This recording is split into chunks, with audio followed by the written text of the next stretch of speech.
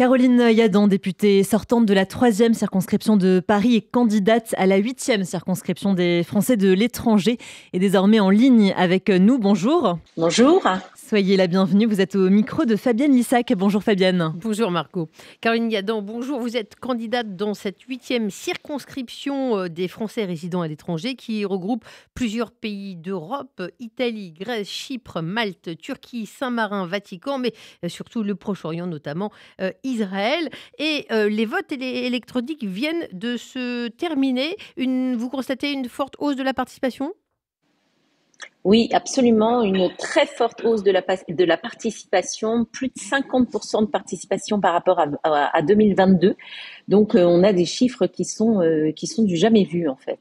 Votre mot d'ordre, la fermeté sans l'outrance. C'est le signe que vous êtes choqué par cette montée des populismes ?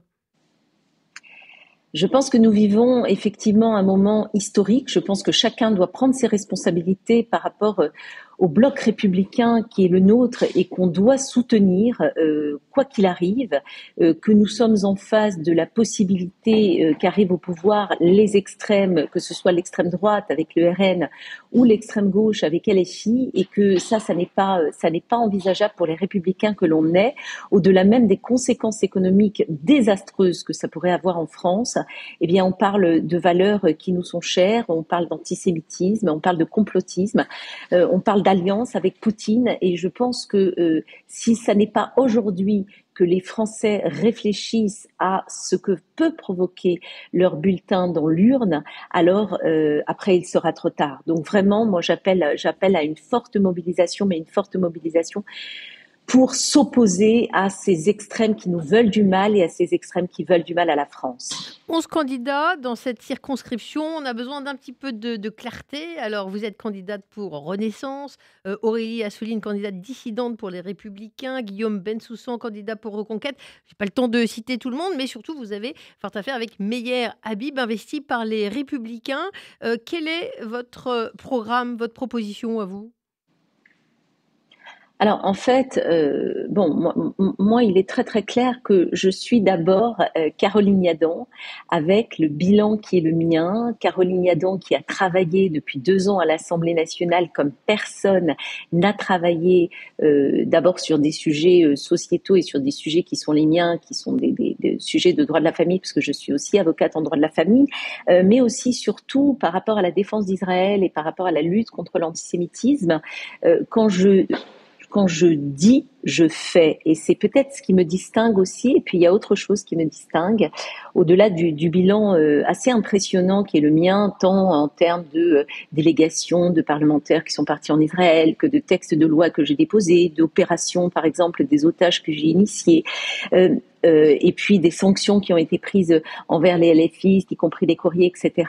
Il y a sans doute autre chose, c'est que je rassemble. C'est que par ma parole, parce que j'arrive à convaincre, alors je fédère autour de moi des députés qui m'écoutent dans ce que je peux leur dire. Alors je prends un exemple. J'ai été à l'origine de la rédaction d'une proposition de résolution pour condamner l'éducation à la haine dans les manuels scolaires palestiniens. Sur cette proposition de résolution, j'ai eu plus de 80 signataires de tout le parti politique, à part les extrêmes. Et ça, c'est pas donné à tout le monde. Et en fait, il suffit que je demande à des collègues députés, parce que je leur ai parlé, parce que pendant des mois, j'ai été seule face à face et je leur ai expliqué les enjeux. Alors lorsque je demande une co-signature sur un texte de loi comme celui-ci, alors même que c'est un sujet, si je puis dire, touchy, et tout le monde n'a pas envie de s'engager, eh bien j'ai 80 parlementaires qui me suivent, qui me font confiance et qui m'écoutent dans ce que je leur dis. Et ça, vraiment, on en a besoin. Au moment où on est seul, au moment de cette solitude d'Israël que décrivait BHL dans son livre, on a besoin de soutien, on a besoin que les personnes nous comprennent, qui nous écoutent, et rien de mieux à l'Assemblée nationale qu'une députée qui arrive à faire cela, et cette députée, c'est moi. Vous parlez d'antisémitisme. Depuis hier, le candidat Nouveau Front Populaire, Sébastien Delogu, a publié sur Instagram un clip antisémite où Meyer Habib prend l'apparence d'un monstre que Rima Hassan détruit. Et puis le clip contient une référence au four crématoire. On a l'impression d'être dans les années 40 sous Vichy, non ?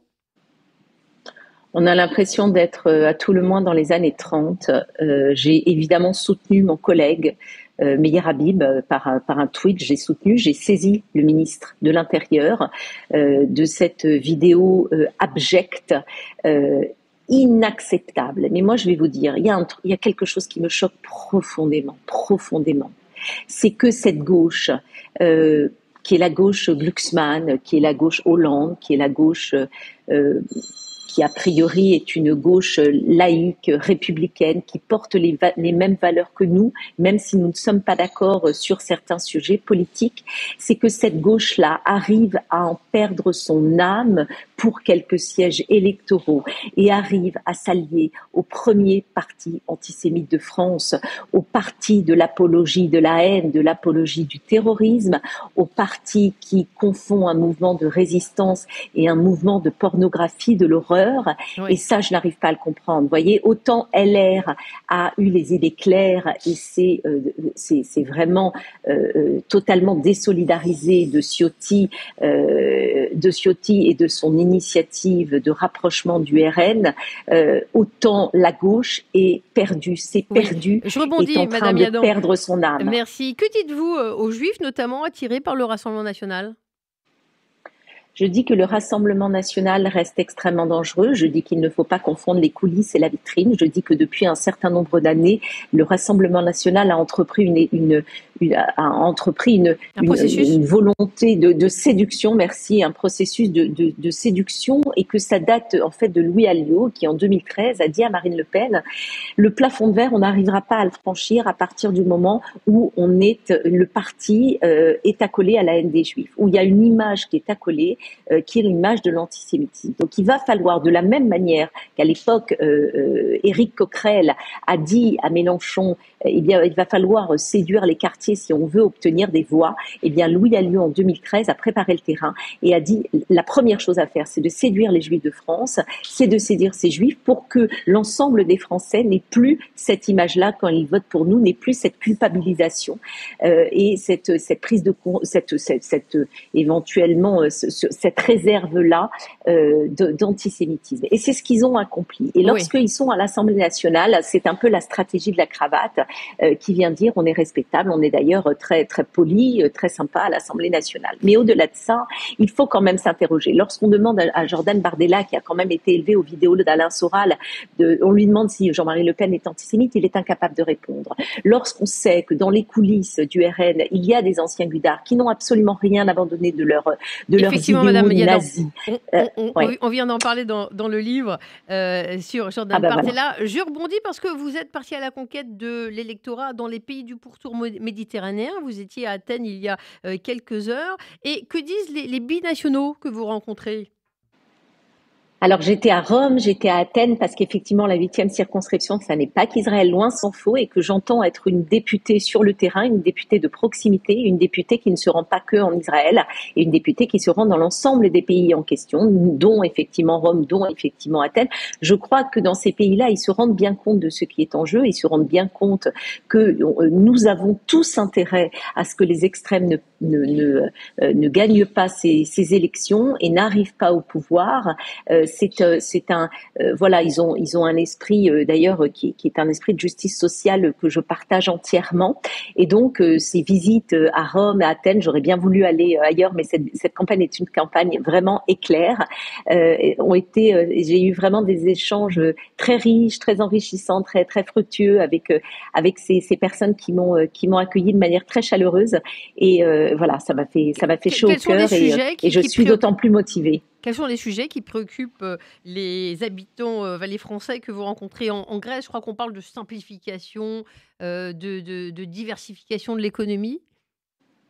Oui, alors il y a vraiment beaucoup de sujets parce que les pays ne sont pas les mêmes et en fait les problématiques ne sont pas complètement les mêmes. Ce qu'il faut savoir quand même, c'est que nous, majorité présidentielle, nous avons voté les derniers budgets ont permis une augmentation sans précédent de tout ce qui est investissement sur les Français de l'étranger, notamment pour simplifier les démarches administratives, pour créer un numéro France consulaire. Mais moi j'ai des idées. Alors par exemple, je reviens sur alors c'est Israël, mais c'est aussi d'ailleurs les autres pays.